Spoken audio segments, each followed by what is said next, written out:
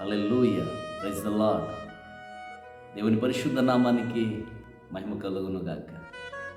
ఈరోజు ఒక లేఖన భాగంలో నుంచి వాక్య ధ్యానం చేద్దాం. యోహాను సువార్త 15వ అధ్యాయం 5వ వచనం ఇలాగున సెలవిస్తుంది. స్వయంగా యేసుక్రీస్తు ప్రభువారు పలికిన మాట, నాకు వేరుగా ఉండి మీరేమీ చేయలేరు. ఈరోజు చాలామంది దేవుడు లేడని కొందరు, ఉన్నారని కొందరు, ఉన్నా కూడా కొంతమంది వారి సొంత జ్ఞానం చేతను, సొంత ఆలోచన చేతను, సుబుద్ధిని ఆధారం చేసుకొని వారు భూలోక సంపాదన కొరకు, భూలోక సంతోషం కొరకు, నెమ్మది కొరకు ప్రయాసపడేవారు చాలామంది ఉన్నారు.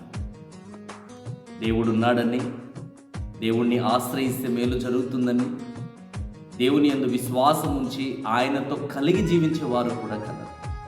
అయితే ఈరోజు ప్రభు మాట్లాడుతుంది, చాలామందికి లేమిలో ఉన్నప్పుడు చాలా తగ్గింపు కలిగి జీవిస్తారు, కానీ సమృద్ధిగా వారు ధనవంతులైనప్పుడు వారి యొక్క స్వభావ బుద్ధి మారుతుంది. అదేవిధంగా వారిలో గర్వం పెరుగుతుంది. అలానే భక్తిలో కూడా చాలామంది ఆరంభ స్థితిలో ఉన్నప్పుడు చాలా తగ్గింపు, విధేయత, ఆత్మీయత, అనురాగం కనబడుతుంది. వారు ఇంకా ఆత్మీయతలు ఎదిగే కొద్దీ కొన్ని సందర్భాల్లో కొన్నిటిని లేఖనాన్ని పక్కన పెట్టి, తండ్రి చిత్తాన్ని పక్కన పెట్టి, స్వబుద్ధిని ఆధారం చేసుకొని జీవించేవారు కూడా కదా. అయితే ఈరోజు ప్రభు మాట్లాడుతున్నాడు నీతోనే, ఆయనకు వేరుగా ఉండి నువ్వేమి చేయలేవు అనే విషయాన్ని గుర్తుపెట్టుకో. ఆయన మాట్లాడుతున్నాడు, ప్రభు మాట్లాడుతున్నాడు. సహోదరి సహోదరి, అలాగున్న బైబిల్లో ఎవరైనా ఉన్నారు అంటే లూకాసు వార్త 15వ అధ్యాయంలో తప్పిపోయిన ఒక చిన్న కుమారుడు యొక్క ఉపమానము స్పష్టంగా ఇలాగున తెలియపరుస్తుంది. లూకాసు వార్త 15వ అధ్యాయం 11వ వచనం నుండి చూస్తే 11వ వచనం నుంచి 21వ వచనం ఇలాగున సెలవిస్తుంది.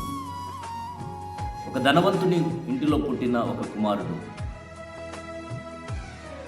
ఈ లోక యొక్క సుఖభోగములను ఆశించి, ఈ లోకములో ఉన్న దుర్వ్యాపారాన్ని, లోకానుసారమైన వ్యాపారాన్ని, పాపిష్టికరమైన జీవితాన్ని కోరుకొని తండ్రికి వేరుగా ఉండి నేను జీవించాలని చెప్పి తండ్రిని విడిచిపెట్టి తనకు రావలసిన వాటను, తనకు రావలసిన ధనమును తీసుకొని పోయి దూర ప్రదేశానికి వెళ్ళి విడిగా జీవించినట్టు లేఖనం కనబడుతుంది. అలా బ్రతుకుతున్న తన జీవితంలో ధనమున్నంత వరకు, బలమున్నంత వరకు, జ్ఞానమున్నంత వరకు తన స్వబుద్ధిని బట్టి ఇష్టానుసారంగా బ్రతికాడు. కొద్ది రోజులకే తన ధనాన్ని దుర్వ్యాపారానికి వాడుకొని వేశ్య సాంగత్యము చేసి అపవిత్రతలోనికి వెళ్ళిపోయి పాపిష్టి కార్యక్రమాలకి తన ధనాన్ని వాడుకొని చివరికి ధనాన్ని కోల్పోయి, సర్వాన్ని కోల్పోయి చివరికి ఒంటరిగా మిగిలిపోయాడు. మిగిలిపోయిన తన జీవితంలో యజమానుడిగా ఉండవలసిన తన స్థాయిని ఒక యజమానుని కిందికి వెళ్ళి పనివానిగా చేర్చబడినట్లుగా లేఖనం కనబడుతుంది. ఈరోజు ఈ మాటలు వింటున్న సహోదరి సహోదరా, ఎవరివైనా సరే దేవునికి వేరుగా ఉండి నువ్వేమి చేసినను అది నీకు కొద్ది రోజులు మాత్రమే నెమ్మది, సంతోషం. ఆయన్ని కలిగి ఉండి జీవించే జీవితం వేరు, ఆయనకు వేరుగా ఉండి జీవించే జీవితం వేరు.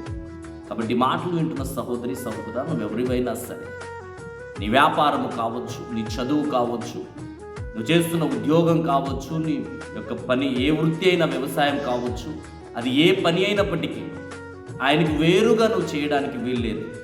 సమస్తాన్ని ఆయనే కలిగించాడు, సర్వము ఆయనే మనకిచ్చాడు. కాబట్టి ఆ దేవునితోనే నువ్వు చేయాలి, ఆయనతోనే నువ్వు నడవాలి. ఆయనకు వేరుగా ఉండి మనం ఏమీ సాధించలేము, ఏమీ చేయలేము. లేఖనము స్పష్టంగా తెలియపరుస్తుంది. చిన్న కుమారుడు తన నుంచి వేరు అయి వెళ్ళిపోయిన తర్వాత మరలా తనకు బుద్ధి వచ్చి తిరిగి వచ్చాడు. బుద్ధి వచ్చినప్పుడు ఏం కలుగుతుంది? నా తండ్రిని మరలా ఆశ్రయించాలనిపిస్తుంది. కానీ వెనక్కి తిరిగి చూస్తే బలమును కోల్పోయాడు. స్వబుద్ధిని ఆధారం చేసుకుని చేసిన వ్యాపారము నష్టపోయింది. తను కలిగి ఉన్న ధనము కోల్పోయింది. సర్వాన్ని కోల్పోయి పుట్టి చేతులతో మరలా తిరిగి తండ్రి యొద్దకు పరిగెత్తుకుంటూ వస్తున్నాడు. ఈ మాటలు వింటున్న సహోదరి సహోదరా, నువ్వెవరివైనా సరే ఆయనకు వేరుగా జీవిస్తున్నాను. నాకు దేవుడు అవసరం లేదు, నా సొంత జ్ఞానం నాకుంది, స్వబుద్ధిని ఆధారం చేసుకొని ఏమైనా సాధించగలనే, ఏదైనా చేయగలను అని నువ్వు అనుకుంటున్నావేమో. ఈరోజు నీకు ధనముంది, నెమ్మది లేదు. జ్ఞానం ఉంది, కానీ ఎలా వాడుకోవాలో ఆ యొక్క క్రియలు లేవు. నీకు బలం ఉంది, కానీ సంపాదించిన సంపద బలముతో చిల్లుపడ్డ సంచిలోని ధనం వెళుతుంది. కారణం, ఈరోజు నిన్ను సృష్టించిన సృష్టికర్తకు వేరుగా నువ్వు జీవిస్తున్నావు. ఆ పరమ తండ్రికి వేరుగా నువ్వు జీవిస్తున్నావు. ఈరోజు ఈ మాటలు సెలవిస్తున్నా, నాకు వేరుగా ఉండి నువ్వేమి చేయలేవు. రా నా ఎదుగు, నన్ను కలిగి జీవిస్తే నేను ఆశీర్వదిస్తాను. బైబిల్లో మరొక వ్యక్తి నేను పరిచయం చేయగలను. లోతు అనగా దాచబడడం అని అర్థం. అబ్రహాము వెంట ప్రయాణములో దేవుడు అబ్రహామును పిలిచినప్పుడు అబ్రహాముతో పాటు లోతు కూడా అబ్రహాము వెంట వచ్చినని లేఖనం సెలవిస్తుంది. అబ్రహాము ప్రయాణములో లోతు కూడా బయలుదేరేటప్పుడు లోతుకు ఎటువంటి ఆశీర్వాదం లేదు, ఎటువంటి ధనము లేదు. వట్టివాడు వచ్చిన తన జీవితంలో వివాహమై 2 పిల్లలు పొంది, అదేవిధంగా సమృద్ధి ధనమును కాపర్లను పొందినని లేఖనం సెలవిస్తుంది. ఆశీర్వదించబడిన తర్వాత తన యొక్క ఆలోచన, అబ్రహాముకును నాకు ఈ స్థలము సరిపోవట్లేదు అని ఆలోచించి నేను వేరుగా బ్రతకాలని చెప్పి సొదొమ వైపు బయలుదేరుతాడు.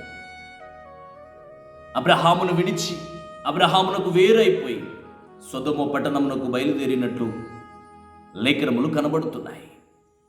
అలా ప్రయాణించిన లోతు యొక్క జీవితం ఏమైంది?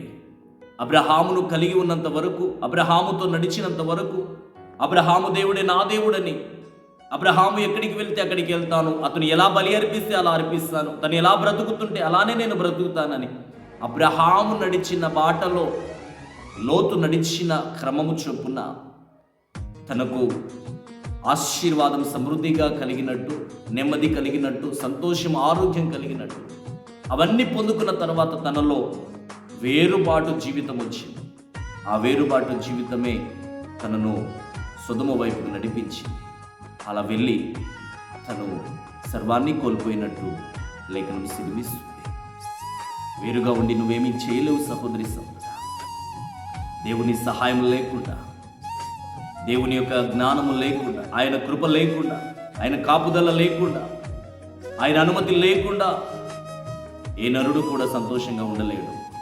కాబట్టి మాటలు వింటున్న సహోదరి సహోదరా, ఆయన్ని నువ్వు కలిగి ఉంటే నీకు మేలు, ఆయన్ని కలిగి ఉంటే నీకు సమృద్ధి, ఆయన్ని కలిగి ఉంటే ఆయన శాంతిని నువ్వు పొందుకుంటావు, ఆయన నెమ్మది నీకు అనుగ్రహిస్తావు. ఆయనకు వేరుగా ఉండి నువ్వేమీ చేయలేవని లేఖనం సెలవిస్తుంది. తప్పిపోయిన కుమారుడు తిరిగి తండ్రి యొద్దకు వచ్చినప్పుడు ఆ తండ్రి దూషించలేదు, ఆ తండ్రి అతన్ని తిరస్కరించలేదు.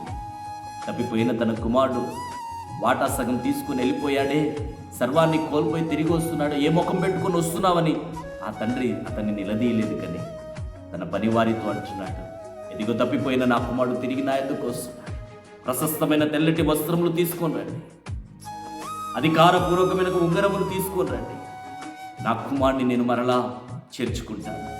ఆ ప్రేమ కలిగిన తండ్రి మాట చెప్తున్నాడు. ఏ విషయంలో నువ్వు తప్పిపోయావు, ఎటువంటి పరిస్థితుల్లో నువ్వు తప్పిపోయి దేవునికి దూరం అవుతున్నావు, ఒక్కసారి జ్ఞాపకం చేసుకో. ఆయన మరలా నిన్ను పిలుస్తున్నాడు. ఆయన ఎదుగు రా, ఆయన నిన్ను చేర్చుకుంటాడు. ఆయన్ని కలిగి ఉంటే ఈ లోకాన్ని నువ్వు జయించగలవు, ఈ భూలోకంలో నెమ్మదిని పొందుకోగలవు, ఈ భూలోకంలో శాంతిని పొందుకోగలవు. ఆయన్ని కలిగి ఉండి జీవిస్తే పరలోకానికి చేరగలవు.